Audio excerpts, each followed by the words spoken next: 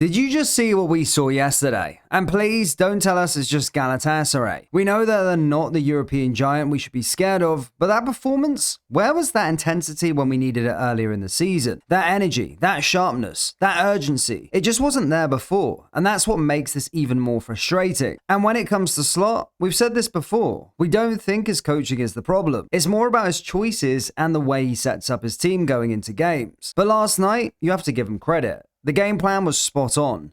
Everything made sense, everything clicked, and the players looked like they knew exactly what they had to do. One of the 4 goals we scored shows that perfectly, and we'll get into that in a little bit. But before we break down this match, let us talk about the changes Slot made, because they played a huge part in this performance. Small tweaks, but they made a big difference in how we looked on the pitch. So make sure you hit that like and subscribe button, and let's jump straight into it. The first thing you notice in this game is the change in our shape when we have the ball. Now don't get us wrong, we weren't slowly building through the thirds like we usually do.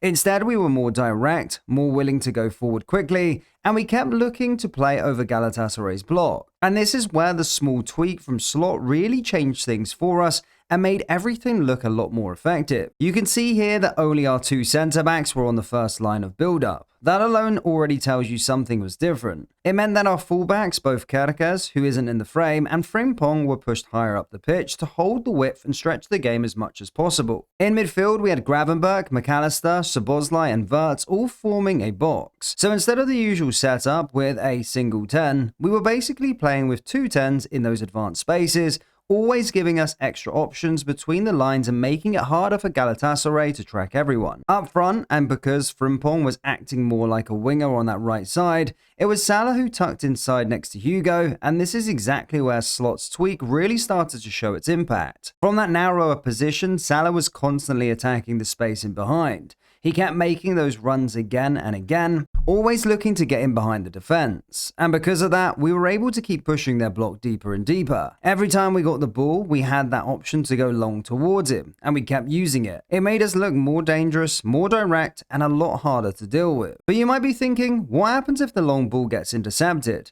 Do we just lose it and get exposed? Well, that's the interesting part. We actually turn that into goals. Sounds a bit confusing, but let us walk you through it. In this sequence, you can see Wirtz trying to play that long ball towards Salah, who, like we said earlier, is always ready to make that run in behind. This time, the pass doesn't come off and gets intercepted.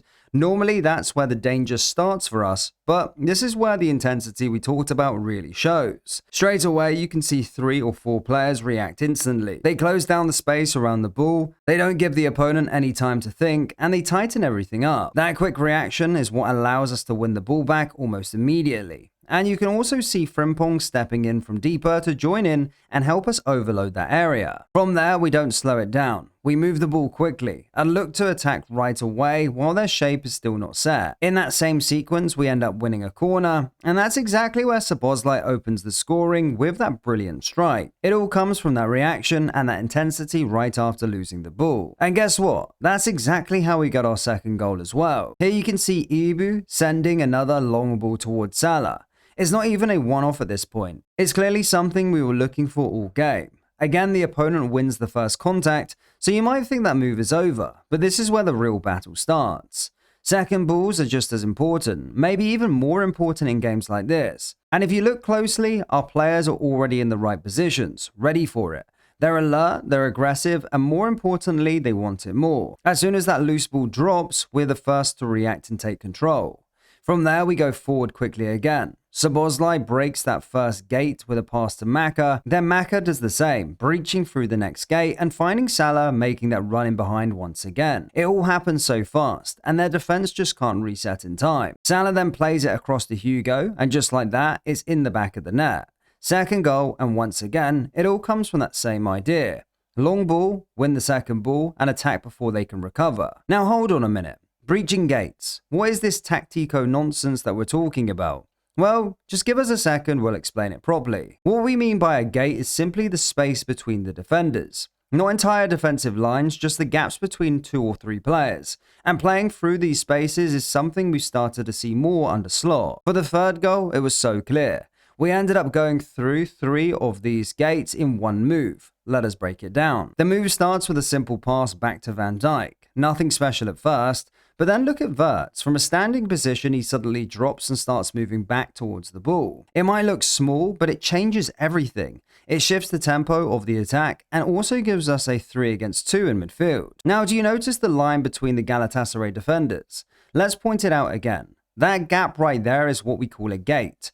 And Wirtz's movement is what allows Van Dijk to find that pass straight into it. That's the first one done. From there, Wirtz lays it off to Gravenberch. Now watch what Gravenberch does. He carries the ball forward and drives right through another gap between the defenders. That's the second gate, and again, it comes from quick thinking and positive movement. For the third and final one, two things happen at the same time. First, Salah's movement is key. He runs across the defender, which keeps him pinned and stops him from stepping out. Then at the right moment, he slips in behind, staying just out of the defender's view. At the same time, Wirtz gets the ball and lifts a perfect pass right into that space between the defenders. Another gate breached. And Salah is through. His shot gets saved, but Gravenberch is right there, following the play and ready for the rebound to slot it home. But of course, with Salah missing that penalty in the first half, you just knew he wasn't going to leave it at that. Getting the assist for Hugo and coming close to scoring earlier still didn't feel like enough for him, so he had to put his mark on the game properly. And that's exactly what he did. After a really nice combination with Wirtz, Salah finds himself in space, sets it onto his left foot, and curls a beautiful effort into the corner.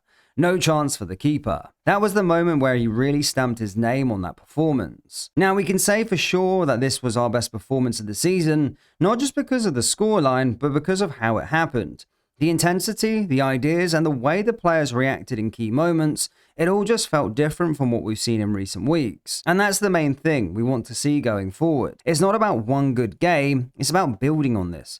Can we keep this same energy? Can we keep making these smart tweaks and actually stick to them? Because if we can, then there's definitely something here to work with. Slot deserves credit for this one. The changes he made were clear, and more importantly, they worked. But now the challenge is to keep proving that this wasn't just a one-off. We need to put an end to the inconsistency, and if Slot wants to keep his job, that should be his main task.